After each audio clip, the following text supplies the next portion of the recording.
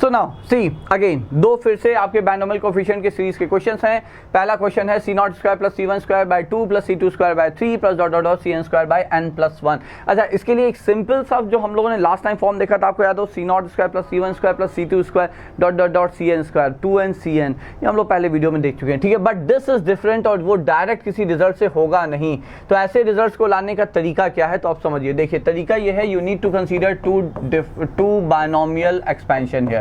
तो मान लीजिए हमने लिखा C naught plus C one x plus C two x square plus C three x cube and so on till C n x is power n. अच्छा, हमें ये basically पता है कि whenever you need integers which are in AP in the denominator with every binomial coefficient, that means we need to integrate, है ना, ठीक है, हमें इंटीग्रेट करना होता है। या ठीक है, आप जनरल टर्म एक्सपेंशन वाला जनरल टर्म मेथड भी यूज़ कर सकते हैं, ठीक है। तो बट यहाँ पे चलिए हम एक बार इंटीग्रेट कर लेते हैं, इंटीग्रेटिंग बोथ द साइड। तो क्या आ जाएगा, 1 plus x raise to the power n plus 1 over n plus 1 plus C, एक इंटीग्रल कॉन्स्टेंट, ये हो जाएगा C naught x C one x square by 2 plus C two x cube by 3। एक बार जरा देखते हैं, बायनोमियल कोफिशिएंट C2 के नीचे 3, बिल्कुल यही चाहिए। C1 के नीचे 2 चाहिए, मतलब 2 इट्स स्क्वायर, तो उसके लिए हम लोग एक और बायनोमियल कंसीडर कर लेंगे, ठीक है।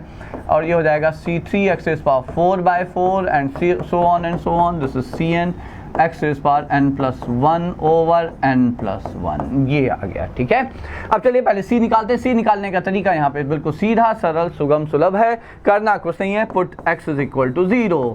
x को 0 रखते ही पूरी की पूरी सीरीज वो गायब हो गई, ये आ गया। तो c हो गया आपका सीधे सीधे -1 अपॉन n प्लस 1, ठीक है। So therefore 1 plus x raise to the power n plus 1 -1 whole divided by n plus 1, ये आ गया आपका एक c1 x square by 2 plus c2 x cube by 3, बस इतना डट डट। Now as I said we will consider two binomial। अब एक simple binomial expansion लेते हैं, एक और 1 plus x raise to the power n, ठीक है। इसको हमने लिखा, so this is just a minute, हाँ जी।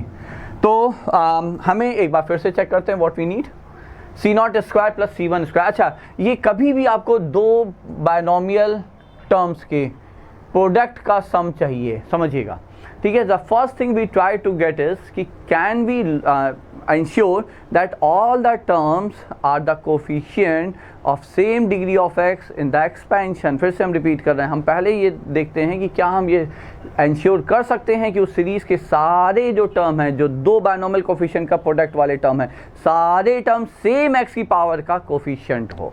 If you can do it you must be sure that the question is going to get solve, ठीक है, वो 100% हो जाएगा। तो पहले हमें ये देखना है, हमें सी नॉट स्क्वायर चाहिए। तो यदि हम सी नॉट से यहाँ पे शुरू कर देंगे, ठीक है, तो ये सी नॉट यहाँ पे और उस वाला सी नॉट मल्टीप्लाई करने के बाद x आएगा, फिर पावर बढ़ती आएगी। तो बेहतर ये है कि हम इसे x प्लस 1 से स्टार्ट करें, मतलब यू जस्ट इसी कम्यूटेटिव प्रॉपर्टी 1 प्लस एक्स लिखिए या x प्लस 1 रखिए, going to be the same, but x plus 1 से स्टार्ट करेंगे तो ये हो जाएगा C naught x is power n c1 x is power n minus 1 plus c2 x is power n minus 2 plus dot dot dot and cn, that's it, ठीक है। Now multiply.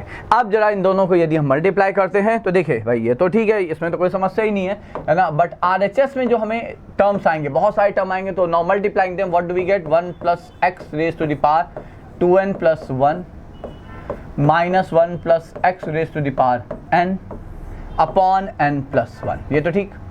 RHS will get several many terms, ठीक है, but हमें तो वो term चाहिए ना जो आपकी सीरीज जनरेट कर दे।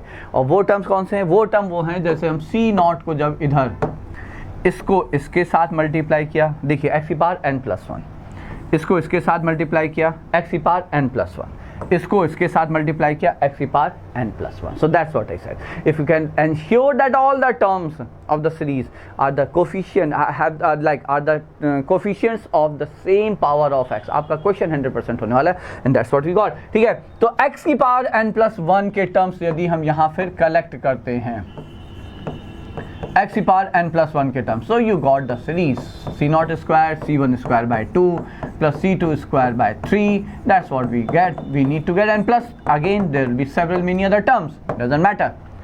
सो what does that mean, see LHS is always equal to RHS for any x। तो आइडेंटिटी स्टेटमेंट है, ठीक है। तो आइडेंटिटी स्टेटमेंट तभी हो सकता है जब सेम डिग्री के टर्म्स का कोफिशिएंट सेम हो। सो दैट मीन्स जो आपकी सीरीज है C0² plus C1² 2 plus C2² 3, ये जो सीरीज है, ठीक है, ये यहाँ से कोफिशिएंट ऑफ x के इक्वल है, x इज पावर n+1 के इक्वल है, ठीक है। Now will we get any term in this expansion 1 + x² n में, क्या हमें x पावर n+1 मिलेगा? तो नहीं मिलेगा, हमें सिर्फ यहीं में मिलने वाला है, ठीक है। तो सिर्फ इसमें है, ठीक है। तो ये कोफिशिएंट कितना आ गया? तो यहाँ से सीधी सीधी बात है 2n+1 Cn+1 whole divided bye 1/n+1, ठीक है।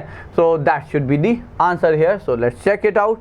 तो ये है 2n+1, राइट, द B1, ठीक है। तो B वाला आपका पार्ट फिर ये आंसर होना चाहिए। ये हो गया आपका पहला question. Now moving to the next one. तो चलिए उससे पहले थोड़ा सा इरेज कर लेते हैं, अगले क्वेश्चन पे आते हैं। तो अगले क्वेश्चन में कुछ थोड़ा सा कॉम्प्लेक्स चीज़ें इन्वॉल्व हैं, तो will take care of it. Just a minute, right, हाँ जी। सो अगला क्वेश्चन क्या है? α1, α2, αn are the nth roots of unity. nth roots of unity का मतलब कॉम्प्लेक्स नंबर में, see they are all the roots of the equation xn is equal to 1, ठीक है। इस इक्वेशन के सारे रूट्स आपके nth रूट्स ऑफ यूनिटी कहलाते हैं। रूट्स की खास बात क्या है? पहला root α⁻0, α² (n-1). So these are nth roots of unity. Now what is alpha? आवश्यकता पड़ेगी तो हम उसका भी यूज करेंगे, but now what is alpha? जहाँ पे अल्फा हो जाता है आपका cos 2π/n plus iota sin 2π/n, ये है आपका यहाँ पे, ठीक। अब हमें जो चाहिए वो ये हैं। So we need NC1 alpha. So देखिए अब सीरीज को वापस से हम α1, α2, α3 की जगह रूट्स लिखते हैं। तो हमें जो सीरीज चाहिए वो है NC, I think it's just NC1, just a minute, या NC1 α1। तो α1 इज द फर्स्ट रूट, तो हम उसे 1 मान रहे हैं। तो NC1 1 plus NC2 alpha plus NC3 α² dot NCn alpha raise to the power n-1, ये है बच्चों, ठीक है।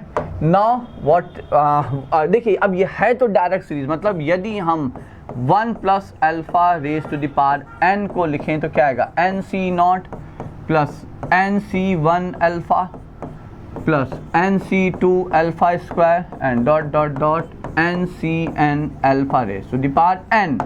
कोई फर्क नहीं पड़ रहा, बट हमें तो सी से ये वहाँ पे पावर एक कम चाहिए, ठीक है। ये तो 1 ही होता है, तो उसको उठा के चलिए पहले ही उधर ले आते हैं, -1, और पूरे को अल्फा से डिवाइड कर देते हैं। और आपकी जो सीरीज आपको चाहिए C1, C2 अल्फा, C3 α², ये सीरीज आपकी जनरेट हो जाती है Cn alpha raise power n-1, यही हमें चाहिए, ठीक है। तो बात सिंपल सी है, ये आपका यहाँ पर आंसर है।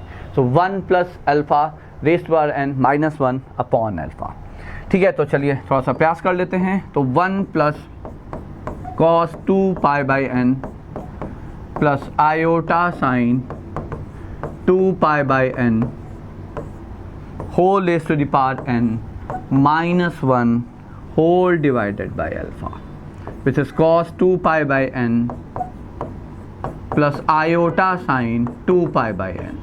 अल्फा याद रखिएगा अल्फा 1 है ना। तो एक बार जरा फॉर्म ऑफ आंसर्स देख लेते हैं। अच्छा, एन के टर्म में भी तो आंसर्स ही हैं, जस्ट अ मिनट, क्या कुछ उस फॉर्म में हम लिख पाएंगे? α1 प्लस α2, यही तो है, एग्जैक्टली दैट्स द आंसर।